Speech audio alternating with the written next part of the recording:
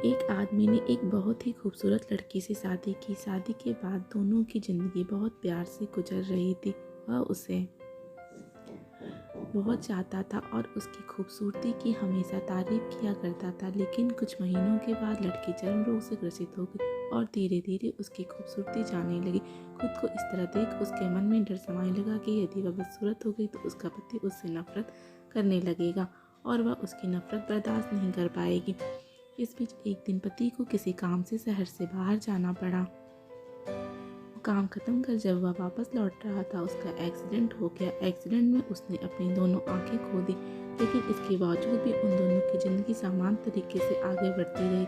समय गुजरता रहा और अपने चर्म रोग के कारण लड़की ने अपनी खूबसूरती पूरी तरह से गंवा दी। वह बदसूरत हो गई, लेकिन अंधे पति को इस बारे में कुछ भी पता नहीं चल सका। वह उसे उसी तरह प्यार करता रहा। एक दिन उस लड़की की भी मौत हो गई। पति अब अकेला हो गया था। वह बहुत दुखी था। वह उस शहर को छोड़कर जाना चाहता था। उसने अंतिम संस्कार की सारी क्रियाविधि पूर्ण की और शहर छोड़कर जाने लगा।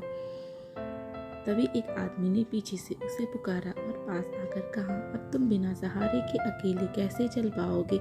इतने साल तो तुम्हारी पत्नी तुम्हारी मदद किया करती थी। पति ने जवाब दिया, दोस्त मैं अंधा नहीं हूँ, मैं बस अंधा होने का नाटक कर रहा था, क्योंकि यदि मेरी पत्नी को पता चल जाता कि मैं उसकी बदसूरती देख सकता हूँ तो यह उसे उसके रोग से ज़्यादा दर्द देता।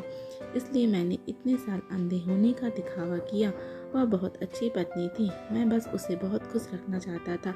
सीख, खुश रखने के लिए हमें भी एक दूसरे की कमियों के प्रति आंखें बंद कर लेनी चाहिए और उन कमियों को नज़रअंदाज कर देना चाहिए।